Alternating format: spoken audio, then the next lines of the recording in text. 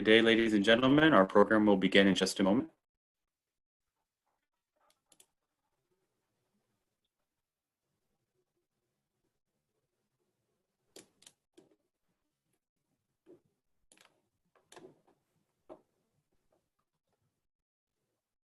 Good day. Welcome to Advocacy Anywhere, powered by AJC. Advocacy Anywhere is AJC's digital platform that enables you to engage with AJC's global expertise, content, and advocacy from wherever you are. Today's program is brought to you in partnership with Jewish Insider. You can sign up for Jewish Insider's daily kickoff by visiting www.jewishinsider.com. Joining us today is AJC CEO David Harris. Described by the late Shimon Peres as the foreign minister of the Jewish people, David has led AJC since 1990. In 2000 and 2001, David spent a year in Europe. He was the first American Jewish leader to alert the world to the resurgence of antisemitism there and to identify its multiple sources. He hasn't stopped. Today, David will discuss the global battle against antisemitism over the past 2 decades, especially in Europe and, more recently, the United States, the strategies, successes, failures, and frustrations. David will be in conversation with Bel Yoeli, his chief of staff.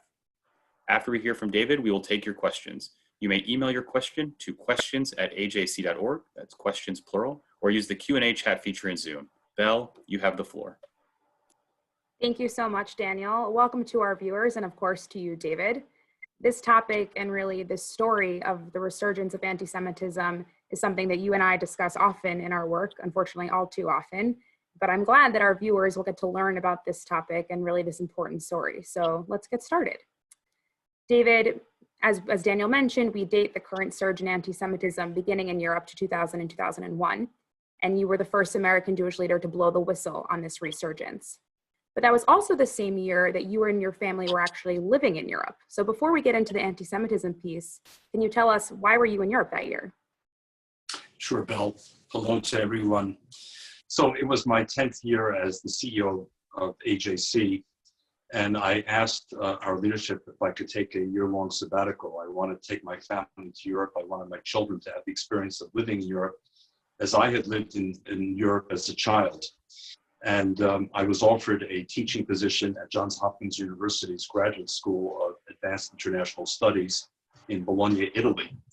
We wanted to be in Italy, and I accepted to teach 2 courses, one on the politics of memory and the other on the role of NGOs in foreign policy. But then the Ambassador Morris Abram, who had founded United Nations Watch, passed away, but not before asking me if I would succeed him as the chair of UN Watch based in Geneva. Since he had died, since UN Watch had become affiliated with AJC, I had to accept, which meant we moved our family to Geneva rather than Bologna, and we lived there for the full year. Got it. And what is it that you began to see regarding anti-Semitism that year? And did it affect you and your family personally? We saw a lot.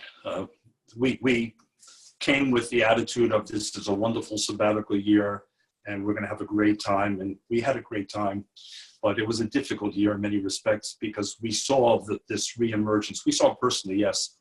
2 of our children were at a Swiss school, Collège de Léman, on the outskirts of Geneva. Our youngest son, Josh, a 9th grader at the time, was confronted by an older child on the campus. That older child was the son of an Arab ambassador who cornered Josh and who said to him, "I hear you're Jewish. I don't like Jews. Tell me you're not Jewish." And it was very menacing. Josh turned on his heels and ran away as quickly as he could. And when we reported the incident to the school was completely indifferent. Later, both our children at the school witnessed a situation with an Israeli girl who was surrounded by a group of students, again, Arab students, who tried to humiliate her. They dripped a can of Coca-Cola over her head while they surrounded her. She was frightened. She broke through the crowd. She ran to some teachers she saw on the campus. She told them what happened, and they looked at her and said, "That's a matter of politics. It's not a matter for the school." So we saw these kinds of events happening, Bel. We saw the unwillingness to react, and that was a microcosm, but we saw a lot more as well. The next thing that we saw was I'm an inveterate reader. I speak several languages, and so every morning I would buy newspapers from Spain, from the UK, from France, and from Italy. I'm able to read the papers in all those languages. And I began to see a pattern that, number one, demonized Jews in some cartoons and articles, and two, particularly on Israel.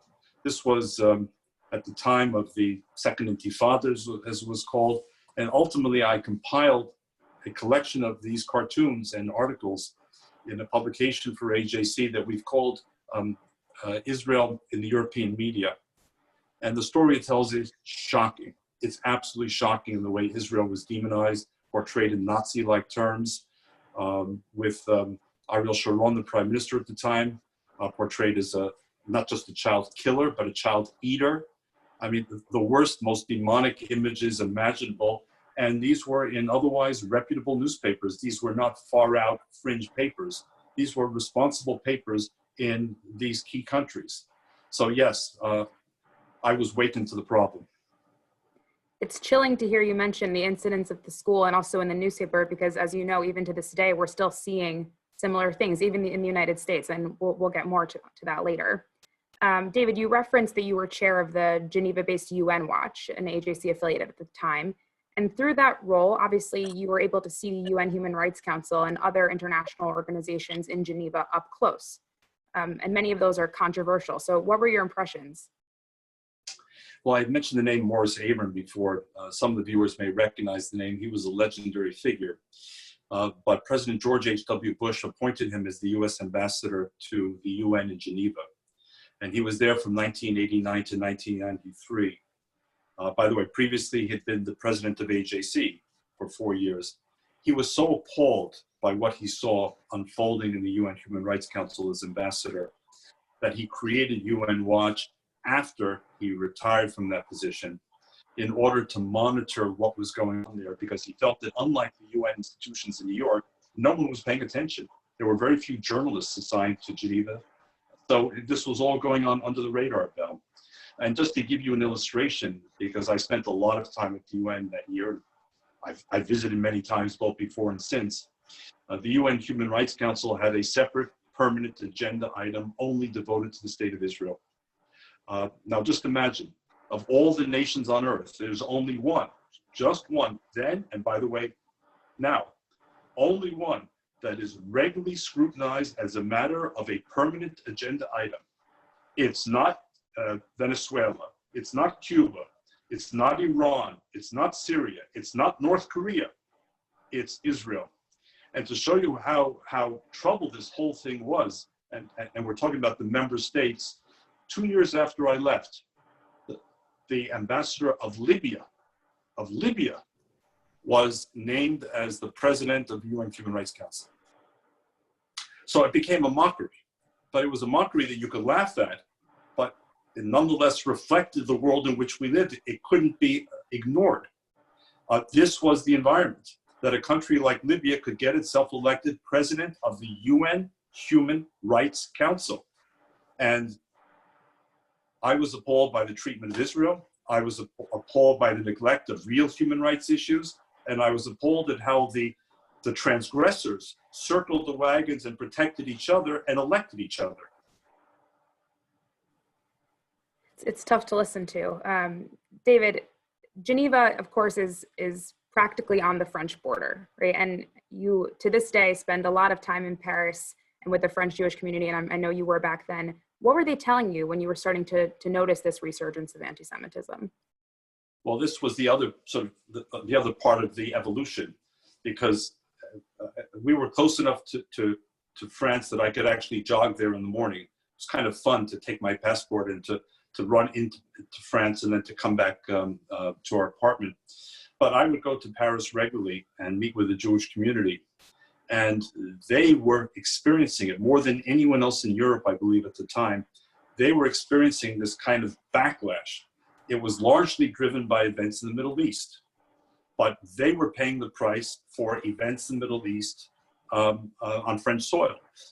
And at the time, many of the French Jews with whom I met felt quite abandoned by the government. It was very painful for them because they had felt so much a part of the French state. And yet they felt at this point in time the government was kind of nowhere to be found. Just like the school administration of our kids in Geneva, the government kind of vanished. And just to take this story the next step, Bell, AJC met on a number of occasions that year and beyond with French leaders. I was at all of those meetings with the top leaders. And I particularly remember two. One with Jacques Chirac, who was then the president, and to his credit, was the one who acknowledged French culpability during the Second World War, responsibility for Vichy. But I remember sitting in his private office. I can still hear his voice in my ear speaking in French. But the translation of what he said was, my friends, I know France better than you. There is no anti-Semitism in France. And we kept pushing back respectfully, very respectfully, as a friend of France, as a Francophile. But Mr. President, there is a problem. There's a problem in Jewish neighborhoods. Speak to the Jewish community. They're increasingly frightened. They feel more vulnerable. And he looked at us again with the same steely eyes and said, there is no problem. Fast forward to our meeting with the French foreign minister at the time, Hubert Védrine. That was in New York of November of 2001. I still remember that meeting, where again, we raised the issues that I and others had seen in Europe. And his response to us was, my friends, what you think is anti-Semitism either is hooliganism, his term, or, again, his term, the importation of the Arab-Israeli conflict onto French soil. No, Mr. Minister, with respect, it's neither of the two. When Jews are targeted as Jews for being Jews, there's a name for it. And it's not called importation, and it's not called hooliganism. It's called anti-Semitism. Wow. So France obviously is a key piece of this story, David, but I want to step back, to the 30,000-foot level for a moment. This led to, you and AJC beginning to identify three principal sources of anti-Semitism in Europe. And again, you and AJC were the first to raise this publicly. Can you tell us more about each of the three sources and what you witnessed specifically that led to this conclusion? So when people think about anti-Semitism in Europe in this case, but it could be the United States, for most people, the first instinctive reaction is right-wing, neo-Nazi, fascist anti-Semitism. And of course, that existed at the time. It existed in France through the party called the National Front Party. Jean-Marie Le Pen was the leader at the time, and then it became his daughter. There were other such far right-wing parties. There was, at the time, the Jörg Haider. There were in Austria. So that was one that had never really gone away. It kind of waxed and waned, but that was there. But what I saw was something else. I saw, first of all, the far left. And it wasn't always so far left, unfortunately, that claimed to be anti-Semitic. They claimed to be the heirs of the anti-fascist struggle of World War II, or the Spanish Civil War, or the Greek Civil War. But in reality, their anti-Semitism did not shield them from an unwillingness to accept the reality of a Jewish state on the planet. That no other state's legitimacy was questioned by these folks on the far left. No other state's legitimacy, but only Israel's was relentlessly targeted by them. And I had to ask myself, okay, you don't like a particular Israeli prime minister? I get that. Many Israelis feel the same way. You don't like a particular Israeli policy? I get that. But this is not about that. This was about a relentless, obsessive focus on delegitimizing the state of Israel, on recasting it as the new South Africa of apartheid, as a pariah state that had to be completely isolated and eventually dismantled. And to me, that smacked of anti-Semitism. And then the third piece of this was within the growing Muslim population in Europe, there were those, I don't know the number, but there were those who brought with them, who embraced a jihadist, Salafist, extremist view, which included a hatred of Israel. And until recently, until the attack on the Halle synagogue in Germany last Yom Kippur.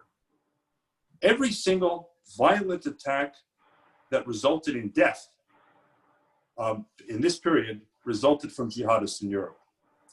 Multiple attacks in Europe and France, from Toulouse to Paris, attacks in Brussels, in Copenhagen, in Burgas, Bulgaria, attempted attacks elsewhere. They all came from within the Muslim population. I repeat, not from the Muslim population, from within. So there were three very distinct sources, and each one had to be named and each one had to be confronted. David, outside of the three sources, I've heard you've mentioned that something else was going on in Europe that helped shape and explain attitudes regarding Jews and had something to do with the Holocaust, but not in the way people normally think about the Holocaust. Can you explain that a little bit? Yes, it took me a little time to understand this, and it may seem a little complicated or even jarring to some people on the call. But there was an Israeli, I believe, philosopher or psychologist, I don't recall, who coined the phrase. It took me a while to understand the phrase. He said at the time, the Germans will never forgive the Jews for Auschwitz. Again, I repeat, the Germans will never forgive the Jews for Auschwitz. And what he meant, I believe, and what I began to understand myself during my many visits to Europe, including my year with my family, was that Europe in many ways, as it developed the European Union, this extraordinary zone of peace and prosperity, of increasingly open borders, had this very idealized vision of itself and almost saw it as kind of itself as morally superior. In some ways it was. I mean, it had achieved so much. But then here were the Jews. Here were people like myself and others who kept coming back to talk about the Holocaust or its legacy or its ongoing impact on survivors. Or when we saw the resurgence of anti-Semitism, began to warn that this is a continent that should know better. And in some cases, of course, I'm not generalizing, Bella, in some cases, people completely understood the message, but in other cases, what that is really said applied. When I look at these cartoons, unfortunately, I can't show them on the screen well. When I look at a cartoon, for example, in which a Spanish newspaper has an image of the Museum of the Holocaust, the Jewish Holocaust, next to the Museum of the Bosnian Holocaust, next to the Museum of the Chechen Holocaust, with the fourth museum under construction in the cartoon saying Future Museum of the Palestinian Holocaust. When I see all of the attempts in lots of these cartoons, in Europe especially, to superimpose Nazi images on Israel, to turn the Gaza Strip into the Warsaw Ghetto, to turn the Israeli Prime Minister into an SS officer, then what I'm seeing is something very different. When I see a Spanish or Portuguese Nobel Prize winner in literature refer to the West Bank as the new Auschwitz, what I'm seeing is this attempt by some in Europe to push back the Holocaust and essentially to say, you know what, whatever we did to the Jews, give the Jews this much power and they'll do the exact same thing. So any claim by Jews that they're morally somehow superior in this discussion is out the window, because Israel is the new Third Reich, according to this view. And that to me was outrageous. It had to be exposed and it had to be refuted. Again, it's still painful to listen to this because so much of what you're describing is still a part of a lot of the conversation today, although there has been, of course, progress and we'll get there. But I do want to start to move us forward a little, David. So you are raising the alarm on the threat, on the different sources in Europe. What happened in the years that followed? What were the tools that AJC decided to employ to deal with these threats? And you've mentioned some meetings with specific world leaders and their reactions. Are there others that stand out along the way? So first of all, I can't even recall the literally hundreds, if not thousands of meetings that AJC staff members who are located in Europe, and we have offices in Brussels, in Paris, in Berlin, in Warsaw, we have posts in Rome, in Sofia, in Prague, and now in London. I can't even count the number of meetings that they've been involved in, that I've been involved in, that AJC delegations have been involved in. But I will say that there was a trajectory. And again, I'm generalizing. Each country was a little different, each leader was a little different, but the trajectory overall, Bell, was a very slow awakening. Much slower than should have been the case. If any continent should have understood the slippery slope of anti-Semitism historically, obviously it should be Europe. Because we saw it time and again, and not just during the Third Reich, but century after century. And yet there was this reluctance to recognize it. And we kept pushing. We kept pushing as friends of Europe. Some came to beat Europeans with a stick or to shout and to scream. We came to work with Europe. So number one, it was slow. Number two, as leaders awoke, they tended to awake to their preferred, if I can put it that way, form of anti-Semitism. Meaning that if they were on the left, they would agree with us. Yes, my friends at AJC, of course you're right. We have a big problem on the right. Well, yes, sir, we do have a big problem on the right, but we also have a big problem elsewhere. And in fact, the people being killed in Europe today are being killed from elsewhere. So let's acknowledge all of the problems. Well, that was a tough one to sell. That was a very tough one to sell. And to some extent, this politicization of anti-Semitism continues, by the way, not just in Europe, but here. Third, we had to convince Europeans, once they began to open their eyes, that a speech was not going to solve the problem. A speech is important. The more speeches, the better. But the speech by itself will not solve the problem. You need a sustained, multi-pronged approach to dealing with anti-Semitism to have a chance. Otherwise, it's going to defeat you. So it was a long process in coming. Were there some specific meetings? Yeah. I recall, for example, the meeting we had in June of 2016 with the Prime Minister and the Foreign Minister of Sweden. Sweden has been a big challenge, especially in cities like Malmö. We had an hour-and-a-half meeting. It was a very, very good opportunity. It was a very open discussion. But we saw in that conversation that the Prime Minister, nice though he was, could not isolate anti-Semitism and focus on it alone. Every sentence in which it was mentioned was linked to 6 or 8 other isms and phobias. He wasn't ready to acknowledge the problem as a unique, specific problem. And even over time, as they did, they were still very reluctant to embrace this fierce anti-Zionism. I'm not talking about criticism of Israel, but this fierce anti-Zionism is something that also needed to be addressed. We had a very good meeting in Berlin with the National Security Advisor to the Chancellor several years ago. Some will remember when Morsi became president of Egypt after Mubarak fell. Now, Morsi was a member of the Muslim Brotherhood. He had made some virulent anti-Semitic statements over time. Now he was president of Egypt. Now he was coming on an official visit to Berlin. And to her credit, Angela Merkel was determined to try and confront his anti-Semitism and change it. It so happened that our AJC meeting followed that meeting, and the National Security Advisor was in both meetings, that meeting and then ours. So we asked him, how did the meeting go? His answer was, we were surprised. We were surprised by the deep-rootedness of Morsi's anti-Semitism. We couldn't change his approach.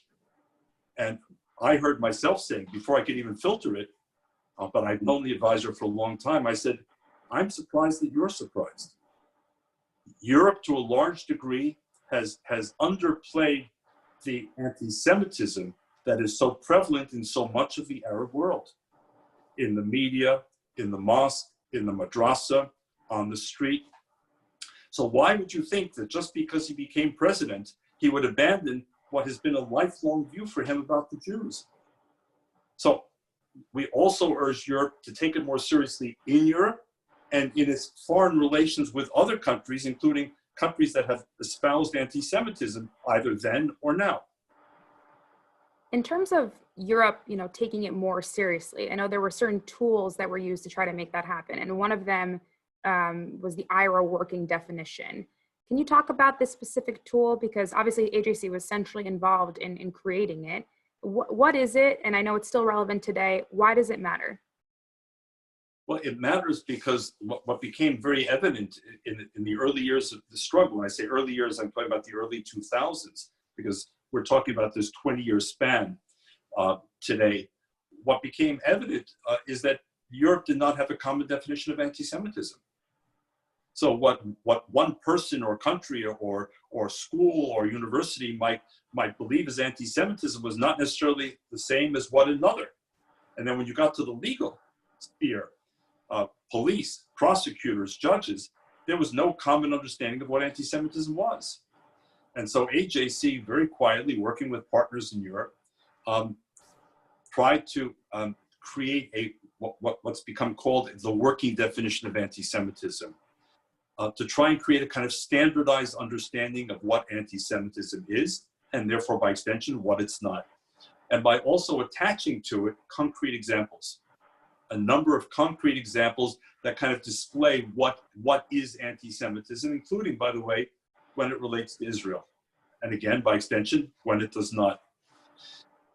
So the story of what's become known as the IRA, International Holocaust Remembrance Alliance Working Definition, because they were the first to embrace it, is now embraced by more than 30 countries around the world, including the US State Department and many European countries. There are those countries that have still not embraced it. We are encouraging them to do so through our AJC advocacy. I would stress that this is not a legally enforceable definition. This is really meant as a guidepost, a navigational tool for all of those people I mentioned, from police to prosecutors to judges to school officials to mayors and others. So there's at least an understanding of what it is, and then you can call it by its right name. David, I just want to ask you a couple more things about Europe, and then we'll turn to the United States and Q&A. You've also mentioned before that you've been concerned about how European courts have handled very high-profile anti-Semitic cases, some of them very recent. Can you talk a little bit about that? I can talk not just a little bit about that, Bill. I can talk a lot about that, and I'll do my best to not to. But I wanted our audience to understand again some of the challenges that we're up against. So even as, again, because we haven't spent as much time, but even as countries began to wake up, even as countries began to recognize that this was a problem, and by the way, not just a problem for the Jews. One of AJC's early messages to Europe was, anti-Semitism is your problem. It may target Jews, but ultimately it threatens the fabric of your societies. Because we added, unlike the 1930s, if Jews feel threatened in Europe today, they have somewhere to go. It's called Israel. But where will Europe go? The Europe of human dignity and human rights and liberty. Where will that Europe go if the Jews vote with their feet? Because that will be a failure, a monumental failure of the post-war European project. So that was our message. And again, over time, countries began to appoint commissioners on anti-Semitism, France, Germany, the UK, Bulgaria, Greece, a number of other countries. They began to take this more seriously, but still, we continued and continue to have problems. And the courts is one good example. So, for example, Wuppertal, Germany. Wuppertal is a city in Germany which has a synagogue. And it was the target of an arson attack by, I think, 3 Palestinians. They were caught. The court, however, let them go because they did not brand it an anti-Semitic attack, that they had assaulted a synagogue. Why? Because the court said that they were expressing their anti-Israel sentiments. And since there was no Israeli target in the neighborhood of Wuppertal, the synagogue, by extension, became the target. Now think about that for a moment. A synagogue, a place of prayer and worship, was interpreted by a regional court in this case as being a proxy for another country, Israel, of which the worshipers are not citizens. The worshipers came to pray. No one knows what their views are on Israel or what their attachments were or were not to Israel. But those 3 people were not prosecuted for an anti-Semitic crime. I'll give you another example. In 2019, the courts in Norway let go a rapper who had said on stage in a big concert in Oslo, the effing Jews. F-in Jews. But he said the whole word.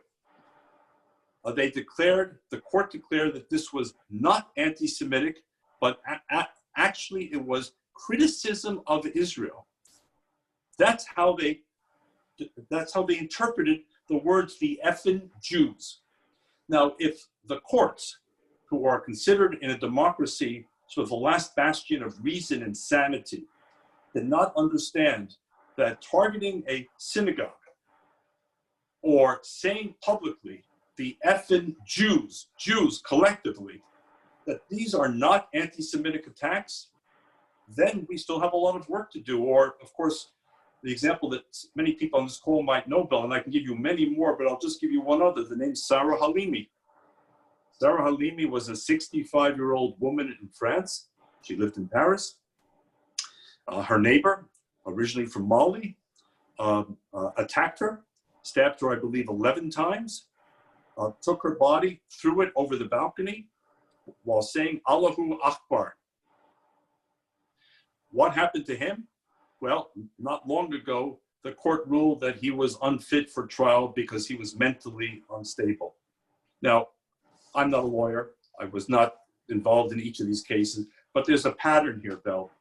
If someone is coming from the neo-Nazi right, they're assumed that their ideology has driven their anti-Semitism.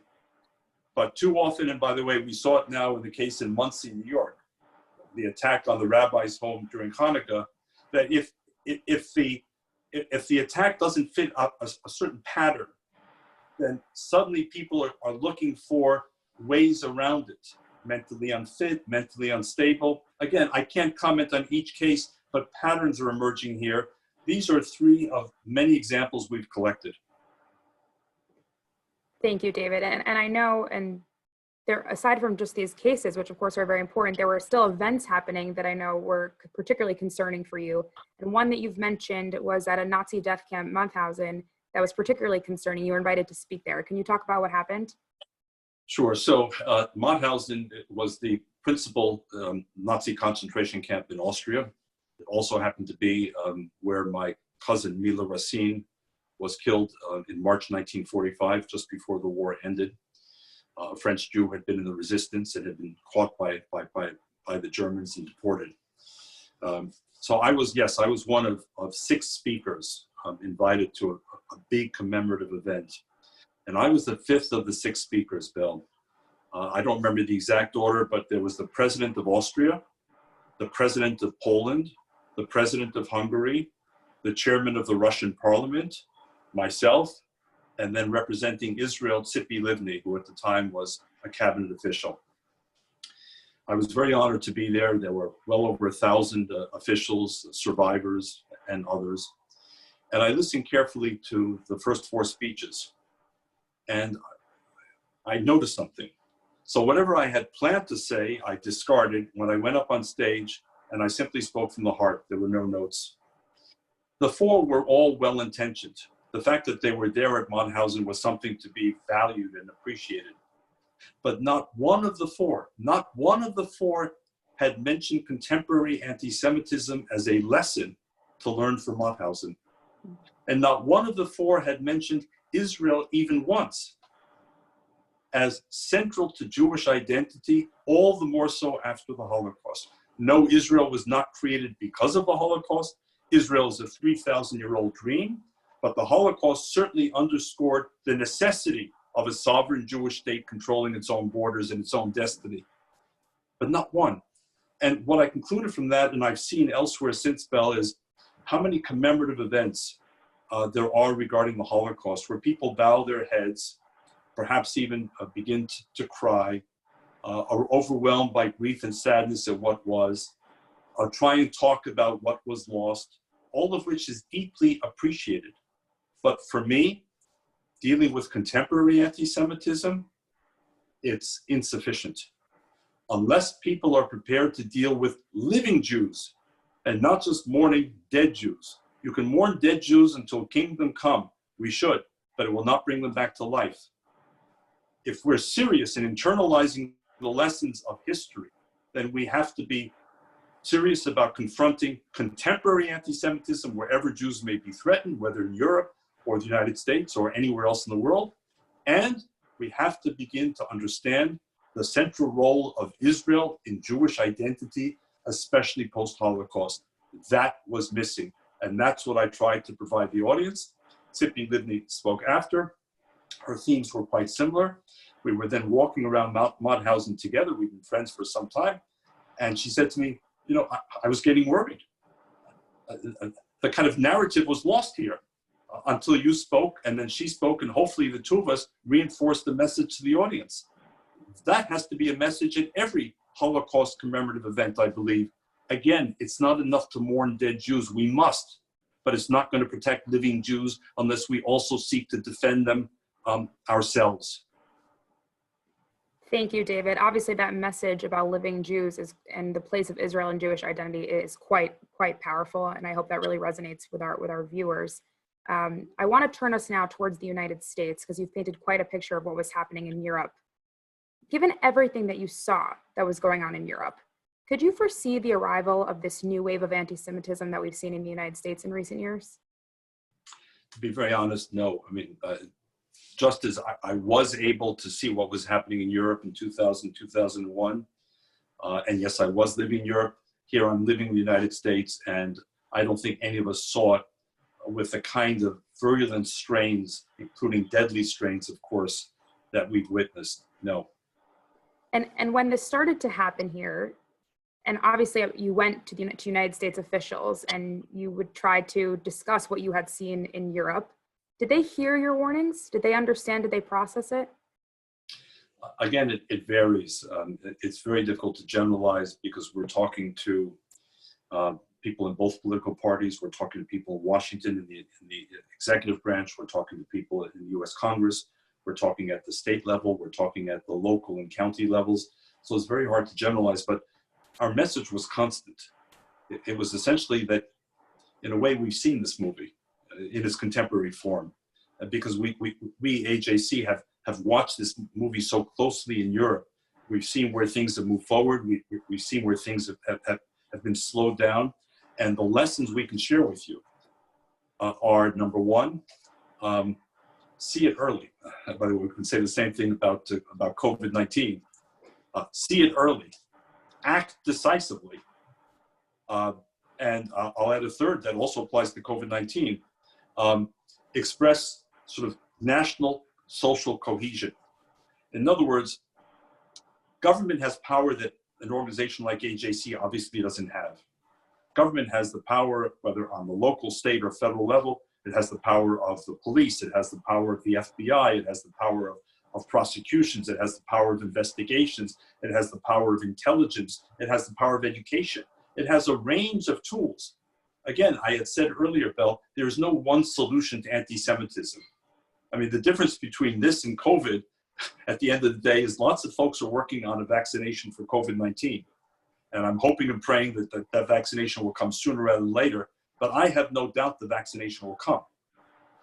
There is not yet the Johnson & Johnson or the Regeneron or the Pfizer working on the vaccination against anti-Semitism. So there's not one solution we're all waiting for. It's going to be a multiplicity. So number one, again, catch it early. Don't live in denial. Number two, don't hesitate. Don't balk. Don't equivocate. Number three, understand that this is a national problem. Anti-Semitism, as in Europe, is not a specifically Jewish problem for us to confront by ourselves. It threatens the fabric and fiber of democratic societies, of pluralism, of mutual respect for all of us. So bring us all together. And number four, there are no overnight solutions. So again, make all the speeches you want. God bless you for making the speeches. But the day after, come up with a plan. And when you come up with a plan, make sure it's a sustained plan. We have to outwit the anti-Semites by a day, because anything less and they'll still be there. So this issue of sustainability of plans is really important. And review plans. People talk about education as sort of the catch-all, and I get it. I mean, obviously, at the end of the day, we want to be sure here that young people are taught these principles of American society: pluralism, mutual respect. Same in Europe, by the way, same in the Arab world, same in the Palestinian and the territories. If children are taught to hate, then what's going to undo that for the next 80 or 90 years of their expected lifespan? So we have to teach children everywhere respect, but not so simple. It's not so simple. Not every school teaches things the same way. Not every child absorbs the material. Not every child has the message reinforced at home or in his outside milieu.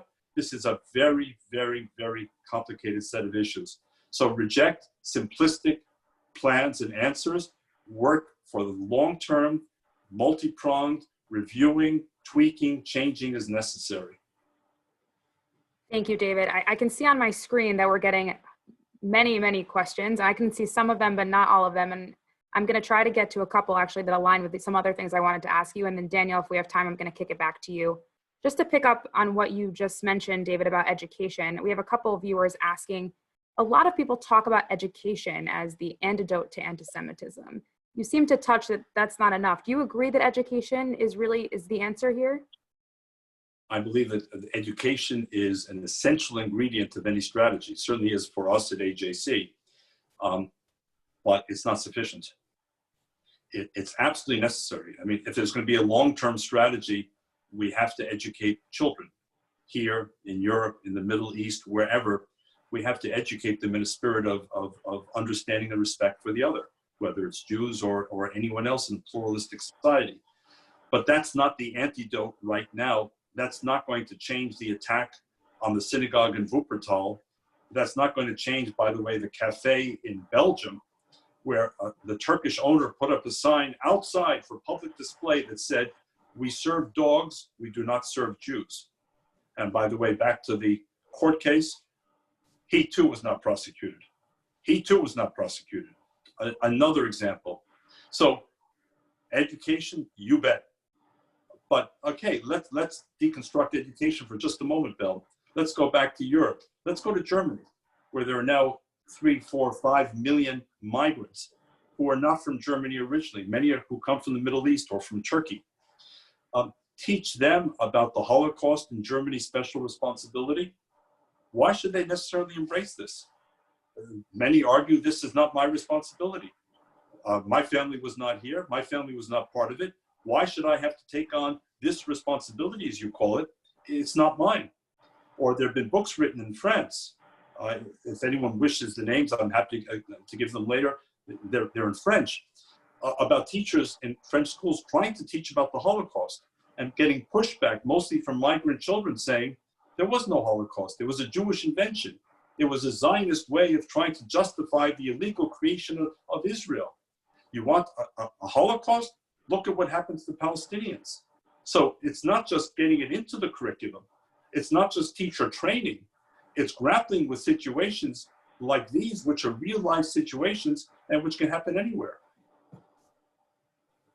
Thank you, David. A couple of our viewers are asking, you mentioned politicizing anti-Semitism. That was one term. And I've also, someone else is saying, I've also heard you mention the weaponization of anti-Semitism. Can you talk about that specifically, both of those terms in the US context? Sure. I think it's perfectly illustrated in the United States, where in many of our conversations that AJC has had with leaders across the spectrum in the United States, again, we have that same phenomenon where some people will say, yeah, I get it. There is a real problem here, and immediately point the finger at the opposing point of view. So, for example, it's way easier to focus on Charlottesville and what happened in Charlottesville when neo-Nazis, I mean, still hard to imagine, in this beautiful city in the home of the University of Virginia, marched through shouting, "The Jews will not replace us," and also shouting "blood and soil," which is the English translation of the Nazi term for blood and soil that was used. Or what happened in Pittsburgh at the Tree of Life Synagogue, or what happened in Poway. Those were far-right, white supremacists, neo-Nazi types, and they were to be condemned. And they were universally condemned, I mean, by all people of goodwill. President Trump, unfortunately, stumbled in his weaving after Charlottesville. But otherwise, quite universally condemned. But the anti-Semitism bill didn't stop there. And here's where we get into the politics of this. So, for example, we had a big spate of attacks, particularly in Brooklyn, neighborhoods like Williamsburg and Borough Park and Crown Heights, which are largely Orthodox and ultra-Orthodox Jewish communities. Whereas the expression goes, the Jews are perhaps more identifiable because they wear a kippah or a hat, or the men have a beard, or the women dress particularly modestly. Or then we had the events in Jersey City, and we had the event in Muncie, New York, in Rockland County. Well, that didn't fit the same pattern. That was not white supremacists in any of those cases that we know of. They were not neo-Nazis.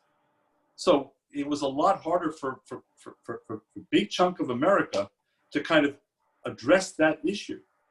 Take, for example, one congresswoman from Michigan.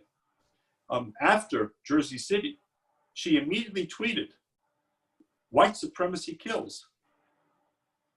But then it was revealed that they were not white supremacists. And she had to delete that tweet, but not before it was photo screened by many, including us. And then suddenly she lost interest in the identity of the killers. I care about anti-Semitism, whatever its source. We at AJC are swivel-headed. We're not going to weaponize or instrumentalize or politicize anti-Semitism for our own particular party or ideology. Anti-Semitism is anti-Semitism is anti-Semitism. If it kills, if it attacks, if it assaults, because people are Jews and therefore seen as worthy of being attacked, we will stand in opposition. Only those people who are equally swivel-headed in our judgment are our legitimate partners. The rest are playing games.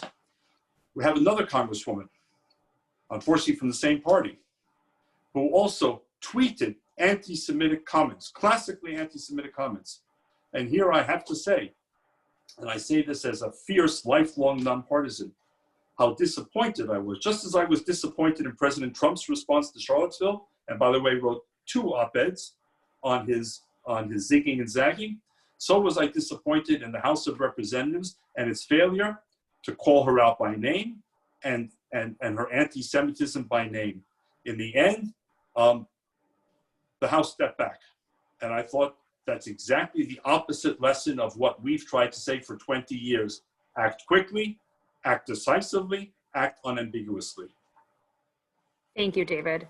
We're getting a couple of questions about the internet and social media and how anti-Semitism is a part of these platforms, especially because Europe and the United States have such different approaches to this issue.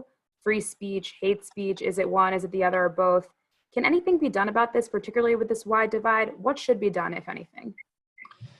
Well, I think, first of all, that the whole issue of the internet and social media is unfortunately for this conversation on anti-Semitism, the game changer, Bill.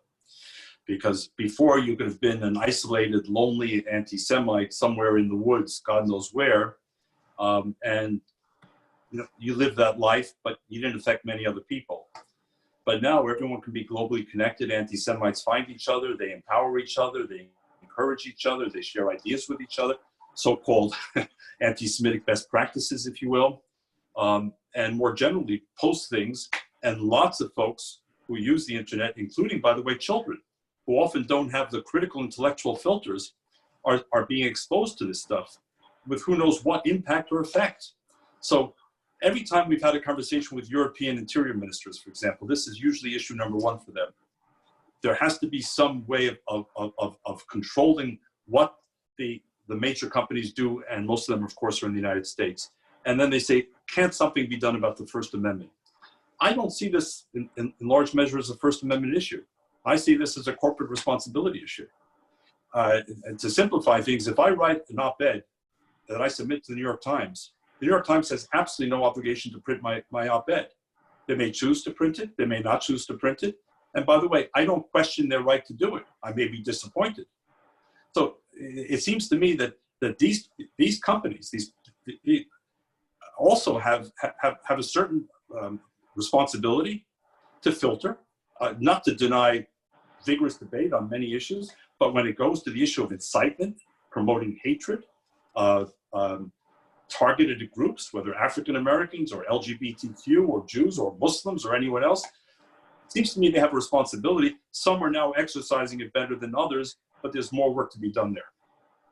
And speaking of online hate, obviously one of the groups that is most affected by this conversation is young people. And we're getting a bunch of questions about young people, including from one parent who writes, David, you spent a lot of time interacting with both high school and college students over the course of your career, including my son.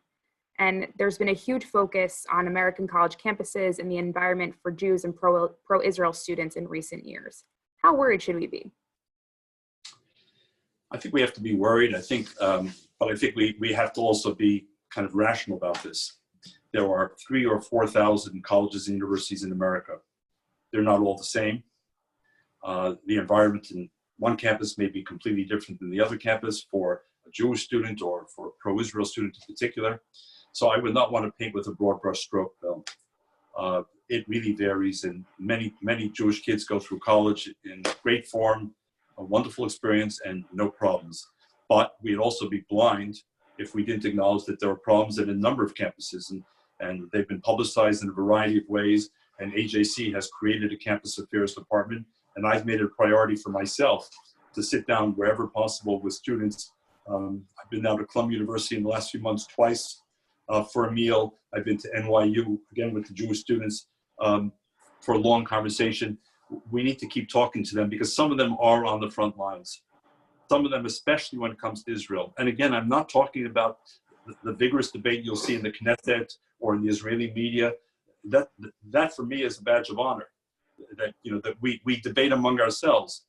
But this is often about overlying to intimidation, to bullying, to threatening, and it doesn't just come from some students or some student groups. It can come in the classroom in some cases. And this is why we believe that university administrators have a responsibility. Many of them have exercised it very responsibly, a few less so, to act responsibly. They may wish to defend the freedom of speech rights of their students, but it doesn't deny them their own free speech rights. So I point out Lee Bollinger of Columbia University, for example, who's a very strong free speech advocate. He did not deny students at Columbia the right to speak out against Israel and to promote BDS, but he made very clear that I oppose you. I do not agree with you. He didn't hide the view, he put it out there. And to me, that's the kind of principle that we need. As far as parents are concerned, I think parents need to understand that if we want our kids to be proud Jews and connected to Israel, some of them are going on the front lines, they need support. AJC is there to support them. There are a number of other groups on campus there to support them. And parents need to be very mindful of the kinds of social challenges these kids may face. Thank you, David.